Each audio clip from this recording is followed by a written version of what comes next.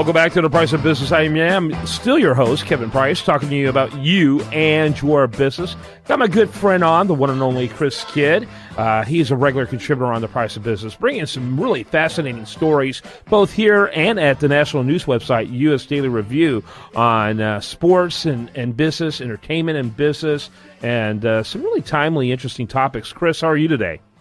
I'm good. Good. Glad to have you on.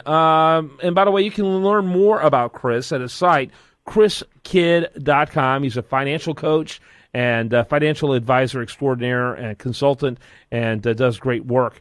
And I think financial coach is probably the best term for you, though. Yeah, absolutely. Tell us about the scope of what you do, and then introduce us to your guest today. Well, the short version of what I do is basically teaching people how to be better with their money, how to get a better financial impact out of their personal finances, out of their investments, and how to start their own business if they're not entrepreneurs already. Yeah, very good. And then go ahead and introduce your guest. My guest today is sports and business attorney Roger Quiles out of New York City. And we've got a really interesting topic to talk about with the NCAA and some stuff that's going on there. Yeah. Very good. Roger, welcome to the program. Kind of give us your elevator speech to get us started.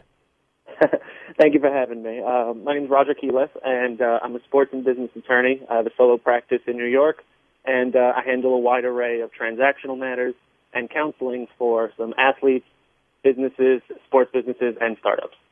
Okay, very good. Your first question there for him. Chris? Well, I guess before we get into our topic, how did you get into the sports business and decide to go into that area of law?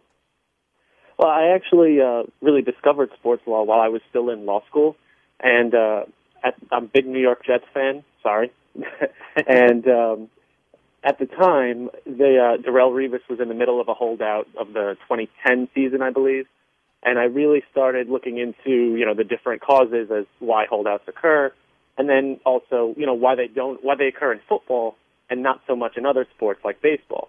So I really noticed that in examining all of those issues, how my skills that I was developing in law school at the time were directly applicable within the sports industry, which was something I had heavily followed my entire life.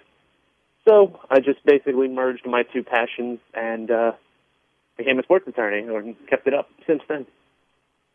Yeah, very good, very good. Go ahead and tell us about how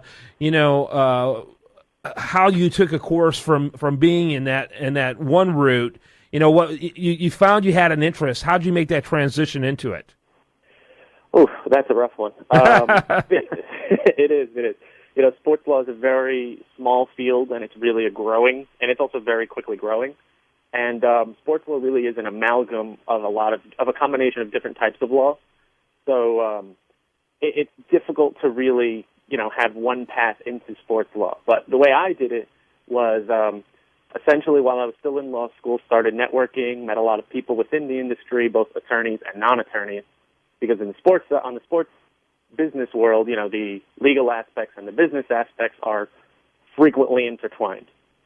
So networking, learning as much as I could from as many people as possible, and then keeping up those contacts once I was out of law school. And I worked for a judge and a small firm at the time, and I continued writing on sports law topics. I have a couple of scholarly articles on different topics, and continued networking, continued building connections until it became time for me to start my own solo practice. And then at that point, it was only natural that I add in a sports law practice to my firm.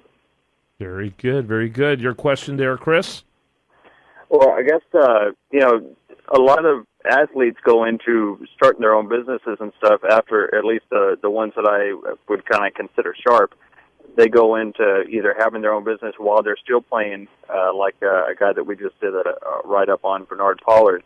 And, some of them wait until after their careers.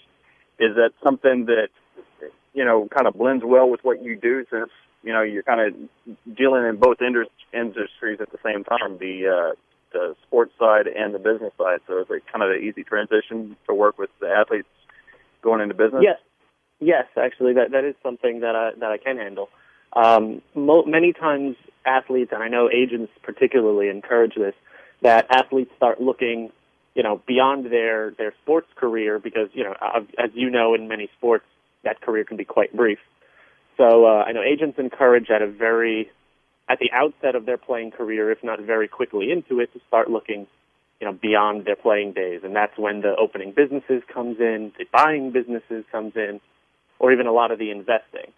So what I can do is I'll work with players in terms of starting businesses, also even starting charitable foundations, so 501c3s and the like, that a lot of these players want opened, and just to keep their revenue coming in after their playing days are long gone.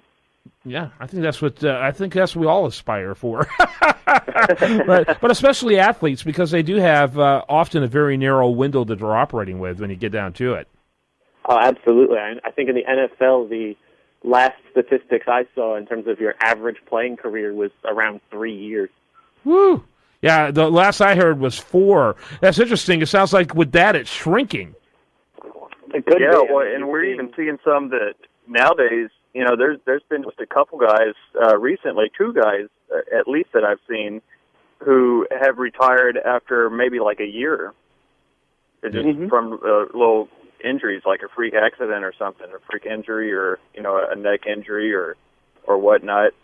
We just had 2 guys, just within the last 2 months retire because of that. Yeah, they're figuring out early that they'd rather be able to walk when they're 40, than make maybe some more jack. And you can make enough early on that if you manage it well, and if you leverage what you did even in that short time frame, you can parlay some kind of career in sales or marketing or whatever. Yes, absolutely. I think you're even starting to see some players intern on the front office side during their off season. I know there was a Jets player, I believe, last off season, who was interning in the front office because he knew his playing time wasn't going to last forever. Yeah, very true. Chris? Well, I wanted to get to the topic that we discussed earlier, and that's the NCAA. One of the things that has been a big discussion over the last year or so is, should these college athletes be paid or compensated in some way? And recently there was a case on that. And can you tell us a little bit about that, Roger? Yes, so that case was O'Bannon versus NCAA. It was a class action which was filed by Ed O'Bannon and on behalf of former and current student athletes, basically disputing the NCAA's use of their name, images, and likenesses in promoting games, video games, media deals, so the actual bowl games themselves, and re-airings and such. So essentially the biggest issue of all that was there was a clause in the Division I FBS football contract and the Division I basketball contract, which essentially assigned a player's name, image, and likeness rights to the NCAA, who was then using those rights in perpetuity without paying any of the athletes for the use of those rights. Wow, that's incredible.